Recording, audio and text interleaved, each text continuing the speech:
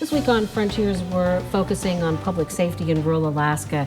And our guests for our program are Earl Samuelson, a retired trooper pilot, and Sharon Williams, the tribal administrator in Napaskiak. And of course, you gave the Attorney General a tour of your community on his trip to Bethel and Napaskiak, the U.S. Attorney General William Barr.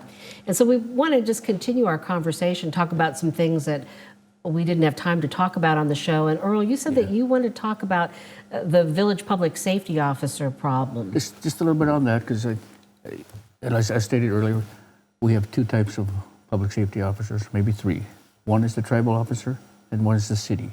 The tribal officer maintains the tribal ordinances, the city officers, the local city ordinance, and the state ordinances, or state laws. And we also have a VPSO program out in our region. At one time, we had over 30 VPSOs. They're the more highly trained officers that are probably overseen by our region ABCP. And now we're down to 6.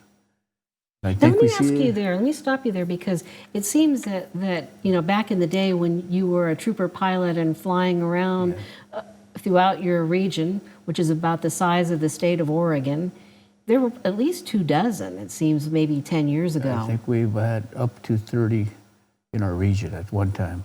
And so you're down to 6. Down to 6. And I think a lot of it is, some of it's workload, but if they change the standards, higher standards for the VPSO program, is to maybe to meet the state trooper standards. But once they started to change the standards, then we've seen this lower number of VPSOs applying and a higher number of them just quitting. And then some of it is, like, I have to say, work-related stress. Alcohol is a factor, and then just making that wrong choice, being laid off from their positions. So how do you feel about not having a village public safety officer in your community? I know you do have 2 tribal and 2 city police officers that work part-time, but what is it about a VPSO that is a good thing to have? It brings security to the village. Someone to lead the police officers. Because they're a little more trained. They're trained by the state. So what do you think is the answer to getting that recruitment up? Because 6 for almost 50 villages is not enough. The public safety has been a high priority in our region for several years now, and it's even at the AFN, it's been a public safety right up on top. But it seems we've come up with this high priority public safety, and it's just kind of went stale from there. I think there's got to be some adjustments into it, right internally. Maybe make those corrections. Maybe go down a step a little bit. Maybe move them standards down just a little bit. Maybe it could be personality, or someone who wants to get in there and, hey, let's make these changes and move forward. Let's see these numbers go back up. Let's do some more recruiting out there. Maybe lower the standard a little bit, but not so bad to where you can hire anybody off the street just to get their foot in the door. Once you're in there, you're in there. These programs are like stepping stones. If you see a good VPSO, you can even go further up the ladder and become an Alaska State Trooper that will serve the whole state of Alaska, in different parts of Alaska. The VPSO program is also statewide. There's some regions down in the southeast, there's some regions up in Fairbanks, and then our region out in Bethel. So Sharon, give me a day in the life of a law enforcement officer in Napaskiak. What kind of things will you expect that officer to deal with? When I wrote a grant for public safety, I wrote the police officer will help the community,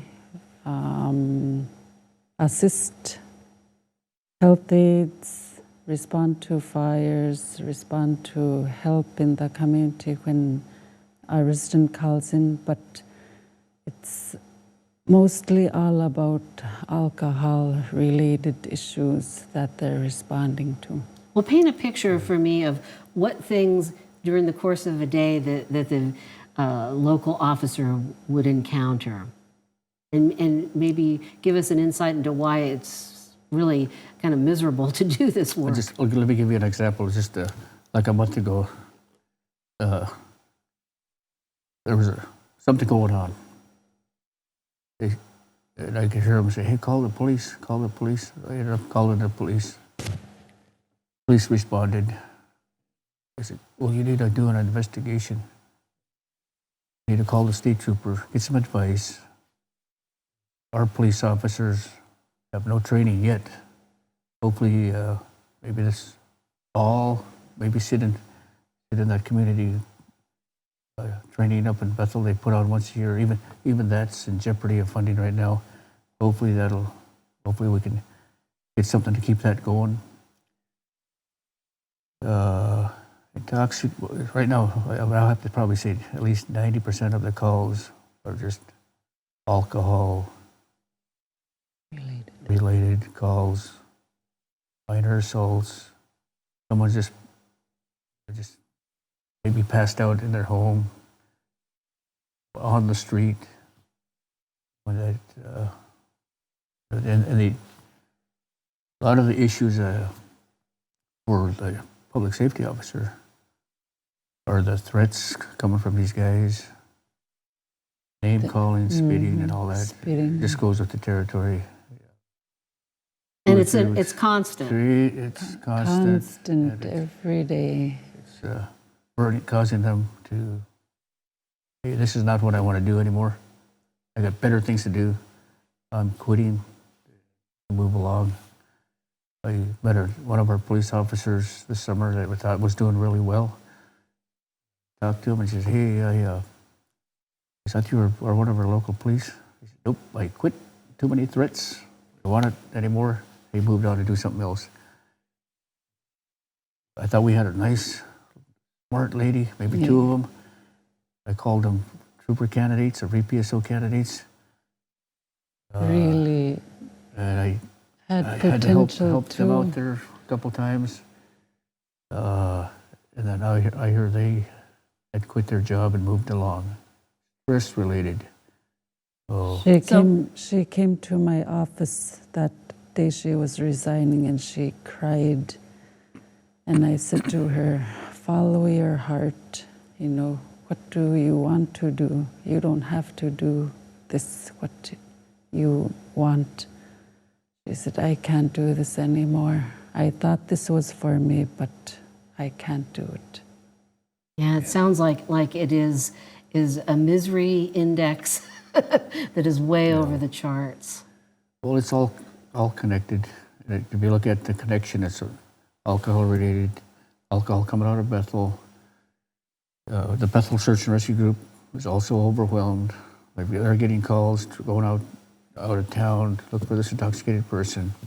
Even just recently, they got a call. There was an intoxicated boater. They were kind of frustrated because they had to go check that guy. But when they were trying to stay focused on a body recovery downstream from Bethel. And that body recovery that you currently, you haven't found that person yet. We're praying and hoping that hopefully we do get a recovery soon. And that's a Napaskiak man. The young man from Napaskiak. So, Sharon, you say that you've had a lot of deaths.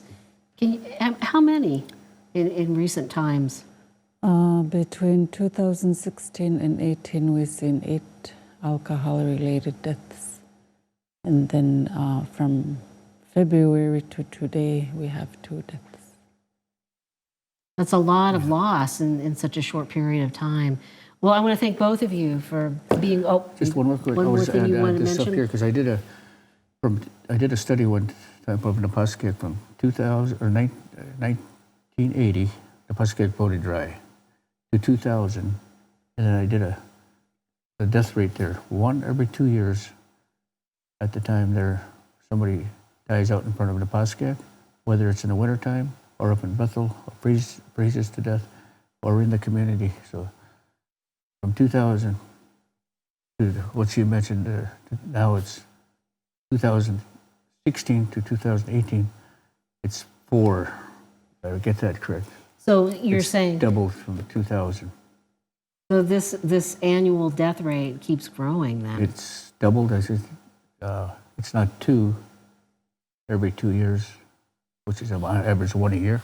But now, just most recently, since the liquor store opened up in Bethel, doubled. Looking at the numbers. Wow, that is quite a challenge and something that, maybe we can talk about more at a future point about, how you work around this liquor store challenge, because it looks like the liquor stores are here to stay, so. Yeah, they're here to stay, and we're actually a young people going back hundreds of years. Alcohol has been new to our region. If you look back, further back into the lower 48, alcohol came across the states and then up to Alaska in the last 200 years. And it hasn't been 50 years from now, or if you go back even 70 years, alcohol hasn't really introduced to us. We're just learning how to control it and use it, and right now it's being abused just a little bit too much in our region. Not to include the drugs and alcohol that are coming in. Mm-hmm. We're getting some drugs that I don't even know the name of right now that are affecting our people. All right, well, I want to thank both of you for being with us.